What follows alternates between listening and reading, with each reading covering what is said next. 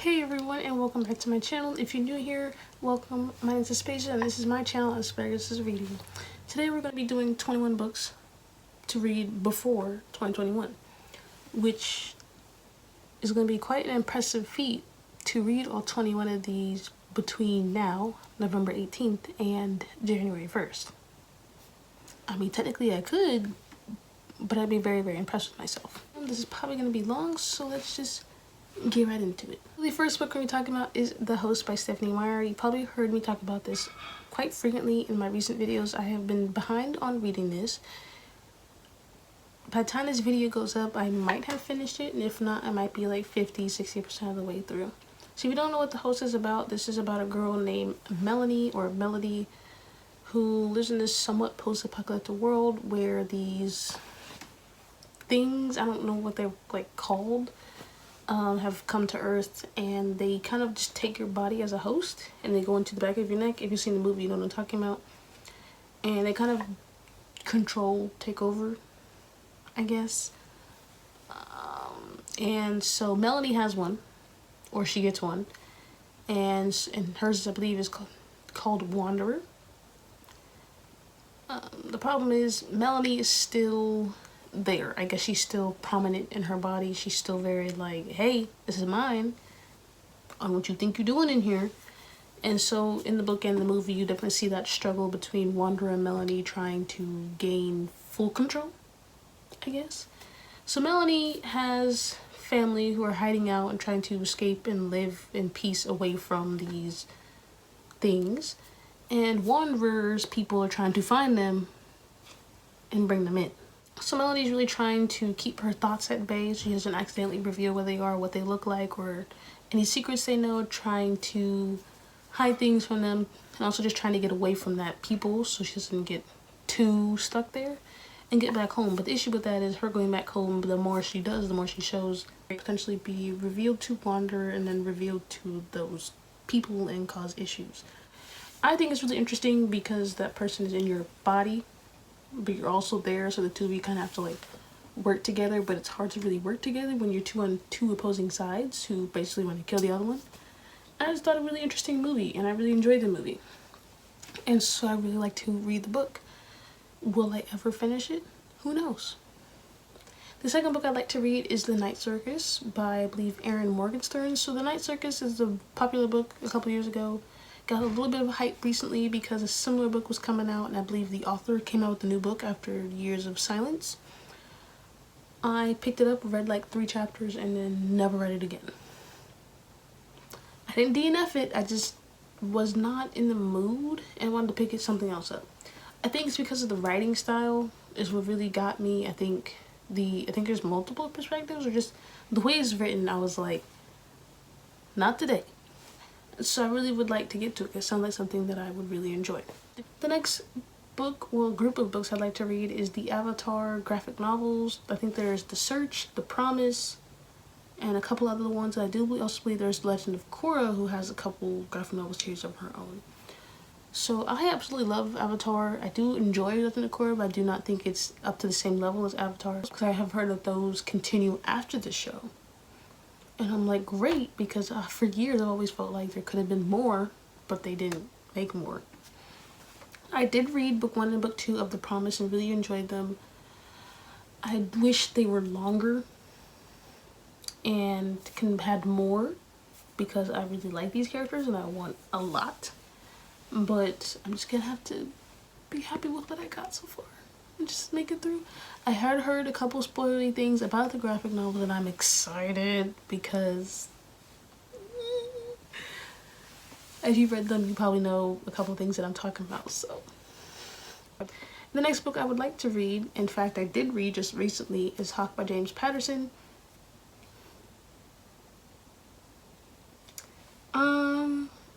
So James Patterson doesn't know how to listen and doesn't know how to stop. Many of his series are just long for no reason. So Hawk is book 10 in the Maximum Ride series. 10. T-E-N. 10. 1-0. This was supposed to be a trilogy, and then it became 4, then it became 5, then it became 6, and then it was graphic novels, and then 8, 9, 10.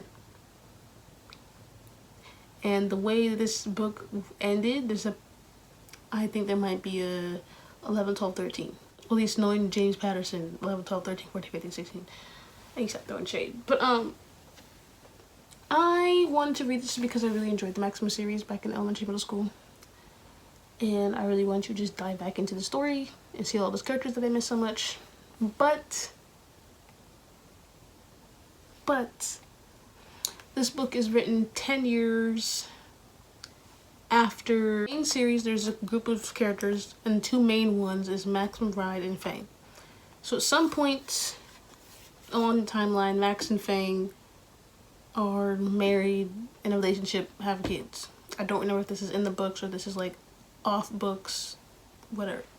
So Hawk follows 10 years in certain months after Max has given birth to a daughter. I'm just popping in to correct this. So Max and Fang had their daughter Hawk at some point, and I think about 4 to 5 years later there's this big event that you find out throughout the book that happened that has separated Max, Fang, and Hawk. And so, you know, they're separated, blah blah blah. And the book follows 10 years after that separation. So I believe when the book starts, Hawk, the main character, is about 15, 16 years old. And I think the parents, Max and Fang, are 30s. The whole age thing's a little confusing throughout all the books. You kind of have to like read them to really know, or like find a really detailed website. I've read it all multiple times and I'm still confused with the ages, but I'm pretty sure they're supposed to be 30s and she's like 15, 16. These follows Hawk, who has very little memory of their parents, doesn't really know who they are, what they were, what they did, why they left or whatnot. And so the main premise of the story is just this is 10 years later after she was left behind by her parents. She was asked to stand on a corner for 30 minutes every day to see if they would show up, and they didn't. I gave this 3 stars because I feel like it gave me Max McBride vibes. I could definitely feel the Max McBride story coming through and the ideas that he was coming with, trying to do, but I just don't think it was written very well. I do feel like certain characters and sections of the book could have been cut completely without it really affecting the story. I think that the Max McBride series in general should have just been left alone and, you know, let fans be happy, but unfortunately we keep getting trash add-ons like this. The next book is Where Dreams Descend, which is quite a popular book a couple months ago, like before and during it came out, and then afterwards kind of been quiet. I haven't heard a lot about this on Olivia Reads Latte's channel. This is first in a series, basically about a girl who, like I said, works in a circus, who do a lot of tricks and whatnot, but they have started to have some issues where there seems to be a threat, some kind of danger, where people are starting to turn up missing or dead. The numbers start to get higher. Now it's like, what is going on? Follows 3 people, Kalia, Jack, and DeMarco. 3 different people. I think Kalia is a powerful showgirl, and Jack is the enigmatic keeper of the club, and then DeMarco is the brooding judge with a dark past he can no longer hide. And so I'm assuming the 3 of these have to come forward with their own secrets and how those might be affecting the lives of everyone else, and also figuring out the secrets of the circus in general and why everyone is going missing / dead. The next book is Clap When You Land. This is also a very popular book recently. I think discussions about it has died down a little bit. This is about 2 girls who find out their father has died, I believe, in a plane crash. And they discover that the 2 of them are, I believe, half-siblings. One's like way over here in the world, the one's way over here in the world. They didn't even know about each other. So I guess on his work trips or whatever, he would travel back and forth between the 2 families. And now that he is dead, they discover that the other exists. And that whole spiel. I can imagine that being a hot mess, just finding out that your dad is a lie and a cheat, or just that you had a sibling in general for so many years for secret. And so I could definitely see that about to be a whole lot of drama and anger and frustration, so I'm really excited to read that. I also heard it's a very moving family type story because it is revolved around family, not really so much relationships, like romantic relationships, but family. And I really like how Elizabeth Acevedo writes her family relationships in her previous books. I'm highly expect this to be another 5-star. Number 7 is Murder Trending. This has been out for a couple years now. I do believe there's like 3 or 4 books in the series at this point. I think it's like an app or a website in this world where people who kill and do certain crimes, you can see that. And it goes trending viral on the internet, but also you can see and watch the crimes they get. So for example, if someone is to be executed for the murder of 15 people, I think they go live and show that to you. The fact that they even decided to go live doing that is very concerning, and the fact that so many people watch it for it to go viral is also even more concerning. A 17-year-old girl named Dee Guerra, who has woken up from, you know, kind of drugged up, confused with what's going on, and she finds out she's about to be the next victim. As in, she has been labeled a criminal and about to be executed live on the app. Now, I'm assuming that is innocent and they might have some kind of mistake, or that's what she believes. And I guess she's gonna have to try to find a way out of that. So she forms a group of people called the Death Row Breakfast Club to prove she's innocent. So she forms this little group of women and possibly men, I'm not really sure, the Death Row Breakfast Club. So I'm assuming it's because there's most people who believe they're innocent and they really don't want to be dying on this viral live streaming website. They're trying to prove they are innocent and get out of there, but there's also, I believe, they start to die one by one, or someone starts to die one by one, and now they're racing against time to like hurry up and do this before, you know, they're all gone. The next book I like to read is The Bone Collector. This is a series that has been out for a couple years now. I didn't know about it until the Hulu adaptation came out, and I was into it. I will read it now. So this is about a man named Lincoln who, at some point in his life and his work career, has been paralyzed from I want to say like somewhere in his spine and down. He can't move, well, I want to say a little bit higher up than that because he can't move anything. So he can't move anything other than a couple fingers on one of his arms. So he's during this investigation to take down this very well-known murderer who does very interesting things. I do believe that he collects bones and something else, and he likes to set up his murder scenes so that not only does it cause a threat to potential police that comes there because, you know, they're on his case, but they are like staged to tell a story, and I believe they've discovered that it's there to taunt Lincoln, which I thought was very, very interesting. And so I believe the Bone Collector series follows years later when the Bone Collector has come back out of his, he just, you know, stopped killing for a while, now he's back. And to redo the case, they are bringing Lincoln back to work with this younger woman police detective who I guess he found out about her and he was like, I want to work with her, bring her on the team. And so now they're working together to bring down the Bone Collector. I'm not really sure how much of these TV series covers from the books, because there's only, one season, not a very long one season, and we already know who the Bone Collector is, you already know a lot of information about him. And so my concern is books are going to be different murderers for each book, or it's going to be spanned out for a longer period of time, and then the show's kind of rushing it. And the next book I want to read also has Bones in the title, which is Not Even Bones. So I didn't really like the description that I gave for Not Even Bones. I feel like it was a little confusing and some all over the place, so I'm going to redo that right now. So Not Even Bones follows this teenager / young adult, I'm not really sure what her exact age is, who has been working in this business with her mom. And her mom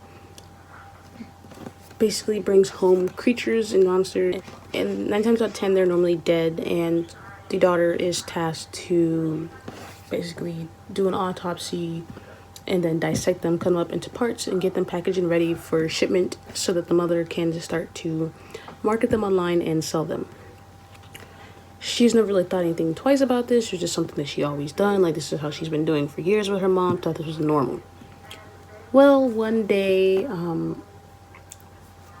I think they were having somewhat of an argument. She hears some noises in one of the basement rooms or whatever, and she decides to go down there, and she finds a live boy in a cage, which is much different than what she's used to, because again, they're typically already dead when they come to her. he's alive. And mother finds out that she has been communicating him with and has seen him, and the mom wants her to still dissect and prepare him for, you know, selling and whatnot, but he has to be alive during the whole process. So basically cutting him up and torturing him while he's still alive. Because I think something about him being alive is a lot more valuable than him being dead to the mother. Of course, this is not really what she wants to do, because like it's a child, teenager-ish, and he's alive. That's not what she wants to do, and that she does not think that's right. And so in the first, I don't say how many couple chapters, you see her trying to figure out, fight with her mom about what she should and shouldn't do, and also fight with her own internal battles of whether or not this was like what she should and shouldn't do, and like if this is best to release him, and what happens if she does. And then, you know, will her mom come for her for doing that? Will they get in trouble? This is a whole thing. I have been reading the webtoon version of this, and I believe it's currently like following book 1, but I do know this is a series. I'm about to tell you, that is a wild ride. A wild ride. We'll be honest, I think the main female character that you're following is questioning whether or not she is good. And I think also you as a reader will be questioning the same thing, whether or not she's on the good side or the bad side, and what she's doing is morally right or wrong.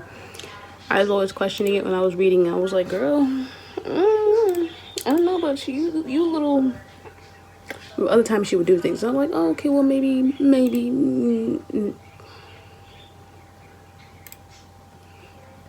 If you were not really interested in gore, violence, torture, things like that, I want to say skip this one, because in the webtoon in the webtoon I'll see some things and I'm like, I think I could have done fine with, you know, black to white, you know, fade to black kind of version of this. But, you know, again, just keep that in mind, just in case you decide to read this, because I have a pretty good feeling that the book might be a little bit more descriptive of it, and that might be a little too much for people. I would really like to read this version just because I really enjoyed the webtoon, and my friend seems to really enjoy it. So I think her and I are going to be buddy reading this in December, which is going to count for a Disney Channel Games Readathon challenge. And if you don't know what that is, I will put the card up here and a link to that down below. I needed to buddy read, and I thought it would be a perfect time for me and her to finally finish reading the actual book and stop reading the webtoon. The next book is Ringer, which has been on my shelf for a little while. It's book 2 to Replica by Lauren Oliver. So the premise of Replica is that this girl, I think, escapes like a science facility or a school type place and meets this girl, discovers this girl who looks basically exactly like her, and they're kind of just like, hello. And they find out that there's a cloning thing going on in the area that no one really knows about, but apparently somewhere in this lab there has been some secret cloning stuff and testing going on, and so they have discovered that. And now they're going on this whole journey to figure out who, what, why me, how many of us are there, how'd you get out, and things like that. I enjoyed the first one. It wasn't amazing, but I did enjoy it, so I'm excited to read book 2 and see where things are going. So I remember at the end of book 2 things were happening, and then it ended and I was like, so now that I have book 2, you would think that I would have read it. Still sitting right there. The next book is A Song of Wrath and Ruin. Please don't tea no shade. I know I keep saying I'll read this and I have yet to read it. Mind your business. It's my November TBR, and I promise I'll read it eventually. I promise. So this is a book following a girl and a guy. The girl is the crown princess of this certain place, and the guy is just like some random dude. Maybe not. And her mother has just died, and she wants to resurrect her mother, but to be able to do that, she has to get the beating heart of a king from somewhere else. And then one of his siblings has just been kidnapped, and for him to get the sister back, he has to kill the crown princess and like bring the proof to whatever. And so of course she's chasing this dude and he's chasing her. So there's like this whole hunt. And they end up at this competition games trial type place, which I'm assuming about to be a whole hot mess. I'm assuming that's where they might meet for the first time and where things get juicy. But according to the description of the book, they seem to be a bit friendly than they're supposed to. So I'm excited. I'm excited. I've been hearing good reviews. People are talking about it forever. 5 stars across the board. I'm excited. Next book is Superman Dawnbreaker. It's book 4 in the series.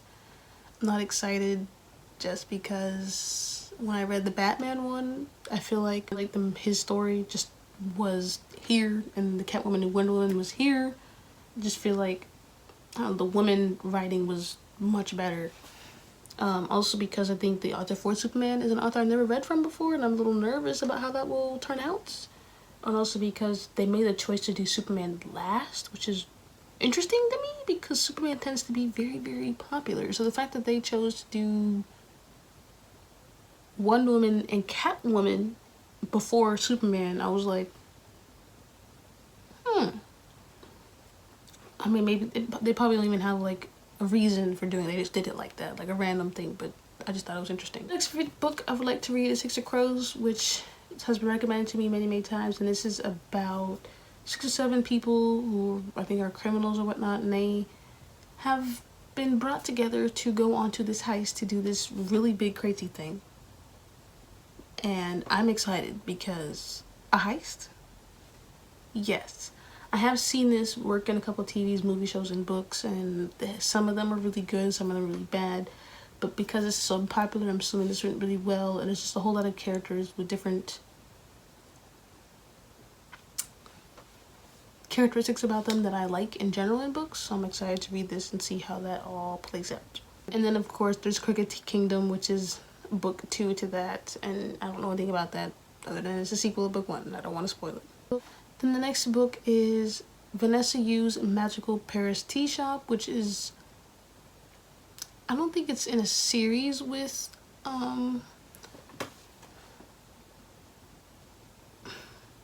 Natalie Tan's Book of Luck and Fortune, but I do believe they're similar. So this one is about Natalie Tan, whose mother recently died. She goes back to her hometown and she finds this book with a bunch of recipes that she has to use to somehow save the neighborhood and bring life back to it and whatnot. And so I'm assuming the Magical Paris Tea Shop is going to be similar, where Vanessa is going to have this magical tea shop that she works in or inherits or starts, and that tea that she is serving and maybe some snacks and whatnot is going to do some good for some people. And I'm excited because I like tea and I really liked the first book. The next book is Hot Dog Girl, which is also right there. This is following a girl who has to work at a carnival in a hot dog costume, and one day she's working there and she sees her crush with the girl that she hates very much. It just sounds very like high school, which is why I'm excited to read it. I really like those high school stories, even though they're cheesy and they make me mad, but I like them. I do also believe there's the element of the carnival has to close down or something like that. Something's going on with the carnival, and now she has to also try to help.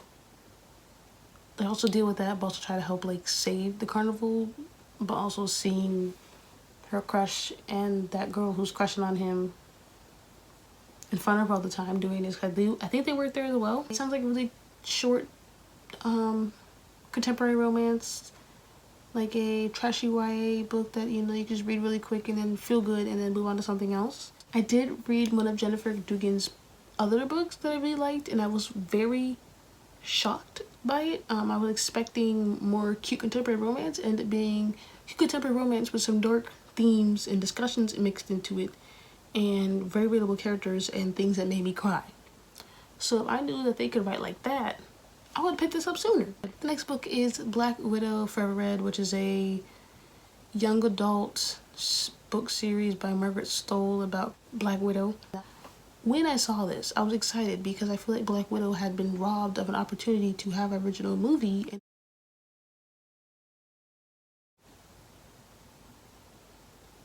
That's a spoiler. So when I saw this, I really wanted to read it to get more information to Black Widow, and then I got it and I just never read it. I'm a hot mess. Next book is A Deal with the Elf King. This is a book that I saw circling on Twitter a while ago. No idea what it's about. I just saw the cover, and someone else, like a couple tweets later, compared it to Hades and Persephone. In middle school, I went through a gods and goddesses and deities type phase where I was all into Romans and Greeks and the Europeans and Egypt and the gold and the dresses and the cat. Like, I was into all of that. I was woo, which is weird because I was obsessed with that for a while, but I never read Percy Jackson. Wonder Woman, she is a god, and a couple other books on my shelf have gods, and I think that's when my Wonder Woman phase kind of boosted because I found out, like, I learned more about her backstory, and I was like, gods. I think it's also because my name is Greek and has to do with Greek gods, and so when we did a project about our names, like our family history, and then I found about my name being Greek gods, and then I went into Greek gods, and then this whole phase started. And to be honest, I've been seeing a lot more Greek gods, Roman gods type books coming out recently, and it's really starting to touch a part of my soul that I might go back into this phase. And I also have 2 Hades Kindle romance ebooks. Within the next couple months, you're probably going to see me going through I just had a video idea. I just had a video idea. I need to write this down. Alright, so the next book is The Good for Nothings, which is young adult, I think. I'm not really sure. It's about, looks like creatures, animals, who I guess are all criminals. This follows, I don't know if she's human, but I do believe she's a criminal. And she's in the family business of criminals doing like smuggling between planets and galaxies. And she is now in jail. I guess the last heist or last thing that they did went wrong, and now she's in jail. And she doesn't really want to be there because, you know, people find out that you were the top dog and in jail, they're gonna be like, really though? And so for her to get out, she has done a deal with the prison warden, I think, or someone like higher up. Basically wipe her record clean. She has to, I think she has to go find something like an object. I want to say this object brings money or youth, something along those lines, like, you know, something of like the fountain of youth or something like that. And for her to do that, she comes with this little squad of other criminals, and they go on this little, what's the word for, like, intergalactic, I think what it's called, like intergalactic journey to go find this object and whatnot. And I believe they find out they're not the only ones on the hunt for this object. Now, not only do they have to be first, but they might have to fight and kill some people.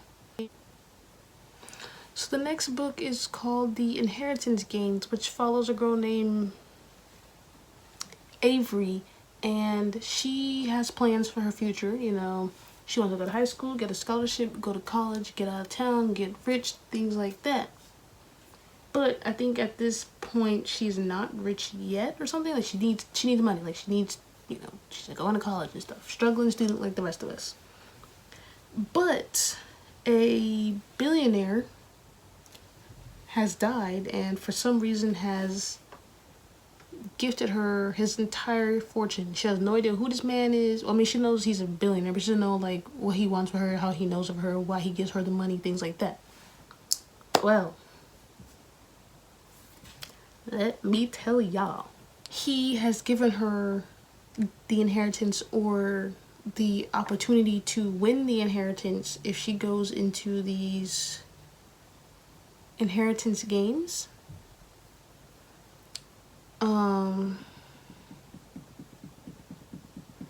And the issue with that is for her to get the inheritance, she does also have to go against his family members. So I do believe there's like children, grandkids, and maybe a great grandkid. I want to say it's only one grand, or one group of grands, right? And they don't really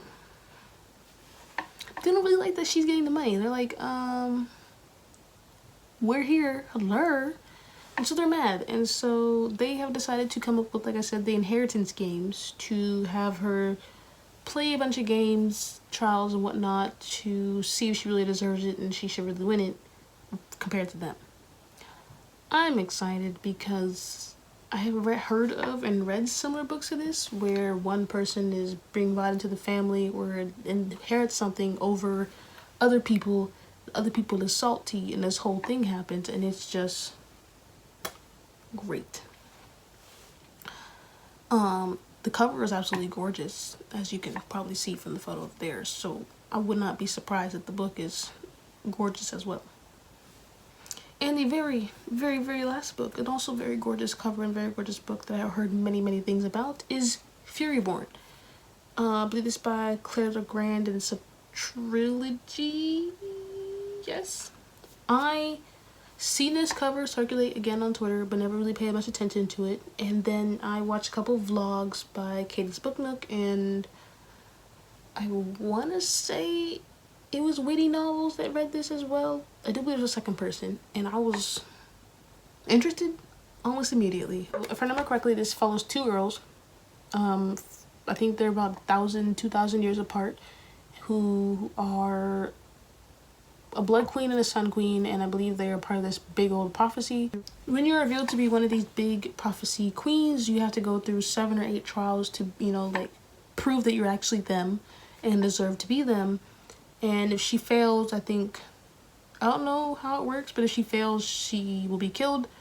But the issue is there's also the potential of those trials itself killing her. That storyline right there sounds good. Now let me tell you about the second storyline. I believe that this next storyline follows the second girl in the whole prophecy about 1,000 or so years later, and I believe that she is a bounty hunter or something like that. And you know, she seems to think that like nothing's gonna happen to her, quite impossible, untouchable, etc., indestructible, and her mom vanishes. And so I'm assuming because of that happening and being so close to her, that's a concern. Well, to find her mom, she has to go through this whole like thing where I think she joins like a rebel crew, and she has to find those things about the Empire and what previous queens and whatnot has done in the past, some evil that they have done in the past. And I'm not really sure how these stories intersect and like what this means being 1,000+ years apart, and like how it's going to be told if like one moves forward and one moves backward or something like that. But I'm interested to see how this works. I have heard that it is steamy and it's romance and there's magic and there's fantasy and there's war, all kinds of great elements in here, and I'm really excited to read the series. I think that has been all the books, 21-ish books I want to read before 2021. Let me know if you have read any of these books or have any interest in any of these books, or if you want a buddy read or anything on. Let me know what some of the books that you like to read before 2021 comes around. Again, thank you guys for watching, and I'll see you in the next one.